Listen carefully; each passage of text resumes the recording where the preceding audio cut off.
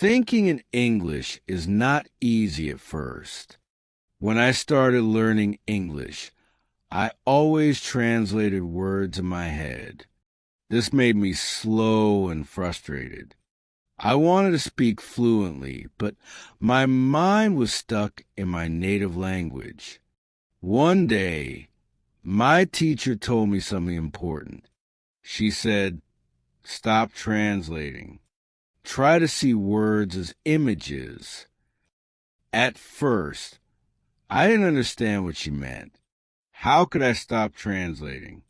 I had always used my native language to understand English, but I decided to follow her advice. I started with simple words. When I saw a dog, I didn't think of the word in my language. I just imagined a dog. This small change helped me a lot. Another important thing I did was using English in my daily life. I labeled objects in my house with English words. My mirror had a note that said, "Mirror." My table had a note that said, "Table." This way, I saw English words every day. I was training my brain to connect words with objects, not translations. I also started talking to myself in English. When I woke up, I thought, "I am getting out of bed." When I ate breakfast, I thought, "I am eating eggs." These simple sentences helped me think in English. I didn't need perfect grammar.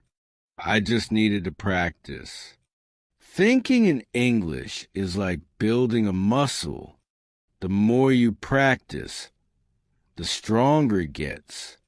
At first, it feels strange, but over time, your brain starts to understand English naturally. I was excited to continue my journey. Chapter 2, Immersing Myself in English. To think in English, I needed to surround myself with a language. I changed the language on my phone to English. Every time I checked messages, I saw English words. It was difficult at first, but my brain slowly got used to it. I also started watching movies and TV shows in English without subtitles. At first, I didn't understand everything, but I focused on the words I knew. Listening was very important. I listened to English songs and repeated the lyrics. I also listened to podcasts and tried to understand the main ideas. The more I listened, the more my brain became familiar with English sounds. This helped me think in English faster. Reading in English also helped me a lot. I started with simple books and articles. When I saw a new word, I didn't translate it. Instead, I tried to understand its meaning from the context. This way, my brain started connecting words naturally. Another technique I used was describing my surroundings in English. If I was in the park, I thought, "The sky is blue, the trees are green, the wind is blowing." This simple habit made me more comfortable with English.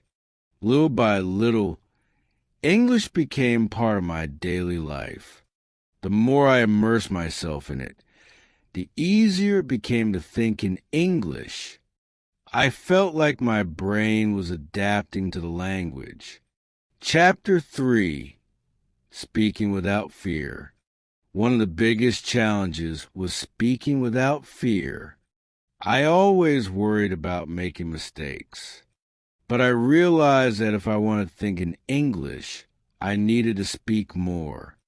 I started practicing with myself in front of a mirror. I looked at my reflection and said, "Today is a great day. I will practice English." Then I decided to speak with real people. I joined online groups where people practiced English. At first, I felt nervous, but I reminded myself that making mistakes was part of learning. The more I spoke, the more confident I became. One trick that helped me was using simple sentences. Instead of trying to say long, complicated things, I used basic words.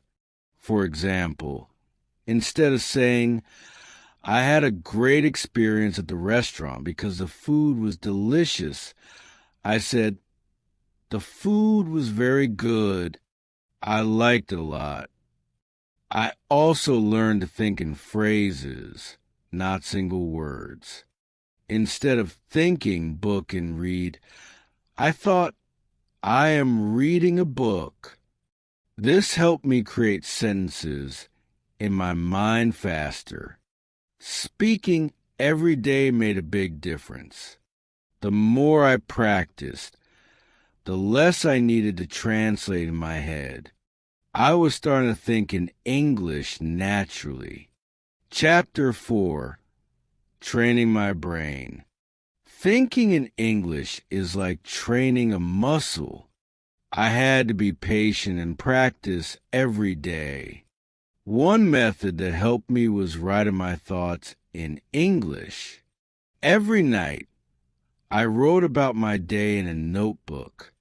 I didn't worry about grammar or spelling. I just wrote freely.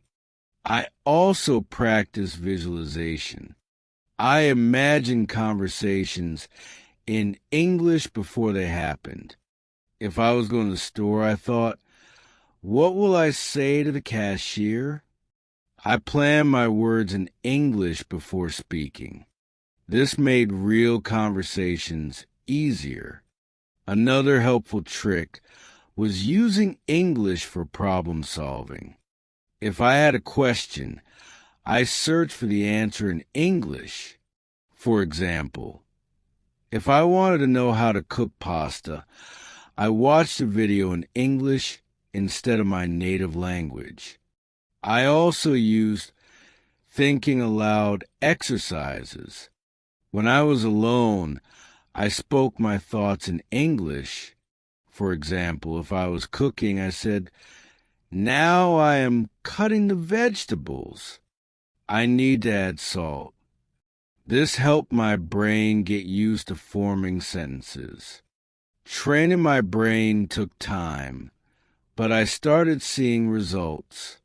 My thoughts in English became faster and more natural.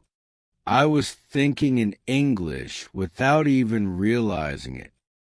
Chapter 5: A New Way of Thinking. One day, I realized something amazing. I was thinking in English without trying. I woke up and my first thought was, "What time is it?" Instead of translating from my native language, it felt natural and automatic, something I had never imagined possible when I first started learning. This small moment made me reflect on my progress. At the beginning, I had struggled with every sentence, but now my thoughts were forming smoothly. I finally understood that the key to thinking in English was not about knowing every word or speaking perfectly. It was about practice, patience, and consistency. I also discovered that thinking in English had changed the way I learned. Instead of memorizing long lists of vocabulary, I now understood words in context. When I heard a new word, I didn't translate it. I imagined its meaning, associated it with situations, and used it in my thoughts. This way, words became part of my memory naturally. I no longer needed to force myself to remember them. I started enjoying the process of learning new expressions and playing with the language. It was exciting to see how my brain adapted. Another important lesson I learned was that mistakes were not my enemy. They were my teachers. Before, I used to be afraid of making errors, thinking that speaking incorrectly would make me look foolish. But now, I saw mistakes as necessary steps toward improvement. Every time I use a word incorrectly or struggle with grammar, I reminded myself that I was still learning. I stopped feeling embarrassed and started focusing on improving. This new mindset gave me confidence, and confidence helped me think in English even faster. Of course, there were still moments of frustration. Some days, I felt like I wasn't making progress. I still encountered words I didn't know, and sometimes I couldn't express my ideas as clearly as I wanted. But instead of feeling discouraged, I reminded myself how far I had come. Thinking in English was not about being perfect. It was about being consistent. I trusted the process, and I knew that every little effort added up over time. No matter how small, every improvement was a victory. Now, I don't just speak English. I think in English. I see the world through the language I worked so hard to learn. English is no longer just something I study. It's part of my life. It helps me connect with people, explore new ideas, and expand my opportunities. Learning to think in English was not just about language. It was about changing the way I see learning itself. And with this new way of thinking, I know I can achieve even more in the future.